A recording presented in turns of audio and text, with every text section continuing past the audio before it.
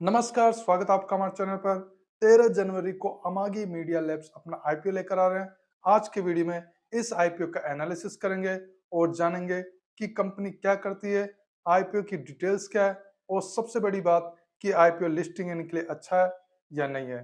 तो चलिए शुरुआत करते हैं हम आज के वीडियो की। Amagi media labs limited cloud based broadcast and connected TV technologies में एंगेज्ड है। मतलब ये है कि ये मीडिया कंपनीज को हेल्प करती है क्लाउड इंफ्रास्ट्रक्चर पर उनके कंटेंट को लॉन्च करने, मैनेज करने और बड़े स्केल पर आगे बढ़ाने में। ये ट्रेडिशनल टीवी और स्ट्रीमिंग प्लेटफॉर्म पर कंटेंट क्रिएशन, डिस्ट्रीब्यूशन और मोनेटाइजेशन के लिए end to end solutions provide करते हैं। इनके सॉल्यूशंस में cloud modernisation, streaming unification, monetisation, content marketplace और एड मार्केटप्लेस है। ये कई सर्विसेज ऑफर करते हैं जिसमें मुख्य रूप से Amagi now platform, remote production, live clipping, media management, scheduling, channel origination, live master control, linear distribution, VOD distribution, fast distribution, social publishing, dynamic ad insertion, analytics, fast marketplace, ad marketplace, manage services और Amagi intelligence है। Company broadcaster, content owners और streaming platform को fast free ad supported streaming platform जैसे कि Pluto TV, Samsung TV plus, roku channel पर live linear channel को launch, manage और monetise करने में सर्विसेज प्रोवाइड करती है। कंपनी यूएस, यूरोप और एशिया में अपनी स्ट्रॉन्ग प्रेजेंस रखती है। इन्होंने 700 कंटेंट ब्रांड्स को अपनी सर्विसेज प्रोवाइड किए और 100 प्लस कंट्रीज में 2000 से ज्यादा चैनल डिप्लॉयमेंट्स डिलीवर किए हैं। कंपनी 2008 में स्थापित हुई। इन्होंने अपने आप को SaaS software as a service company के रूप में स्थापित किया। इनका हेडक्वार्टर बेंगलुरु में। इनके प्रोमोटर्स में भास्कर सुब्रमण्यम, श्रीविद्या श्रीनिवासन और अरुणाचलम श्रीनिवासन करपट्टू है। अभी प्रोमोटर की होल्डिंग 15.76% है। आईपीओ इश्यू के बाद में इनकी होल्डिंग 14.14% रह जाएगी। कंपनी का मार्केट कैप 7,809.84 करोड़ है। ये तो कंपनी की प्रोफाइल की बात हुई।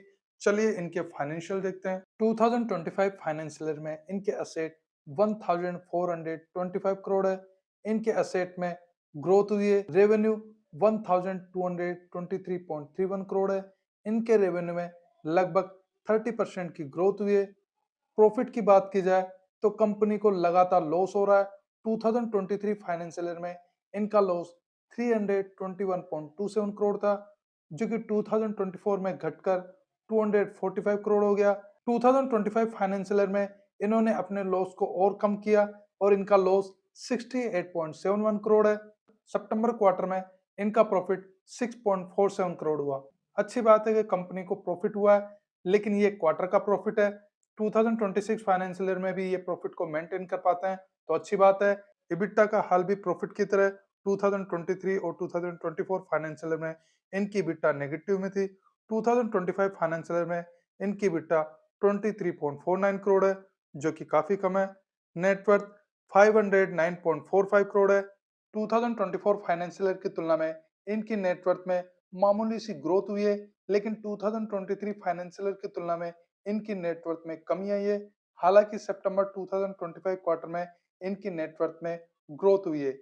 रिजर्व्स एंड सरप्लस 227.73 करोड़ है, लेकिन लास्ट 2 ईयर फाइनेंशियल ईयर में इनके रिजर्व्स एंड सरप्लस नेगेटिव में थे। 2025 फाइनेंशियल ईयर में इनके रिजर्व्स एंड सरप्लस पॉजिटिव में आए, लेकिन सितंबर 2025 क्वार्टर में फिर से इनके रिजर्व्स एंड सरप्लस नेगेटिव में आ गए हैं। उधारी की बात करें तो कंपनी की कोई उधारी नहीं है। पिछले लगातार फाइनेंशियल ईयर से कंपनी की कोई उधारी नहीं है, जो कि अच्छी बात है।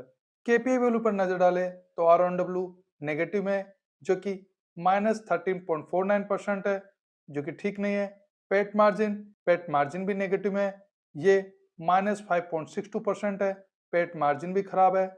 इबिटा मार्जिन 2.02% है, जो कि काफी कम है, ये भी ठीक नहीं है।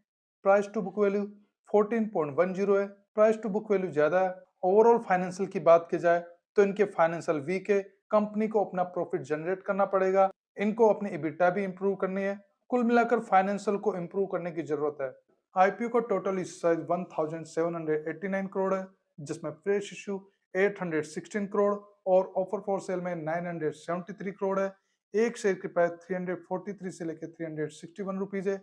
एक लॉट में 41 शेयर है और एक लॉट का अमाउंट 14,801 रुपीज है। रिटेल इन्वेस्टर मिनिमम 1 लोट के लिए और मैक्सिमम 13 लोट के लिए अप्लाई कर सकते हैं। स्मॉल HNI मिनिमम 14 लोट और मैक्सिमम 67 लोट के लिए अप्लाई कर सकते हैं और बिग HNI मिनिमम 68 लोट के लिए अप्लाई कर सकते हैं। यह IPO 13 जनवरी से लेकर 16 जनवरी तक अप्लाई किया जा सकता है। अलॉटमेंट 19 जनवरी को होगा। रिफंड 20 जनवरी से मिलना शुरू हो जाएगा।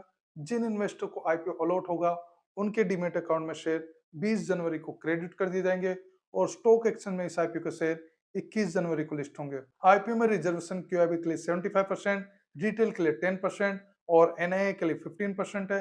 कंपनी IPO फंड को कहाँ यूज करने वाली है, तो लगभग 550 करोड़ ये टेक्नोलॉजी और क्लाउड इंफ्रास्ट्रक्चर में इन्वेस्ट करेंगे और balance fund general corporate purposes में यूज करेंगे। IPO के नेगेटिव और पॉजिटिव पॉइंट में देखें, नेगेटिव पॉइंट में पॉइंट 1 कंपनी लगातार लॉस में है, पॉइंट 2 फाइनेंशियल वीक है, पॉइंट 3 प्रोमोटर होल्डिंग कम है, पॉइंट 4 वैल्यूएशन हाई है, पॉइंट 5 इशू साइज में ज्यादा पोर्शन ऑफर फॉर सेल है। पॉजिटिव पॉइंट में कंपनी की कोई उधारी नहीं है। ग्रे मार्केट में इस IPO के लिए एवरेज रेस्पॉन्स है। अभी इस IPO के लिए GMP 32 रुपीज है। इसके अकॉर्डिंग लिस्टिंग गेन 8.86% हो सकता है। ओवरऑल IPO की बात की जाए तो लिस्टिंग गेन के हिसाब से इस IPO में पॉजिटिव पॉइंट कम है क्योंकि कंपनी के फाइनेंशियल वीक है। IPO में शेयर की प्राइस ज्यादा है। पर्सनली मुझे इस IPO से 5% तक लिस्टिंग गेन की उम्मीद लग रही है।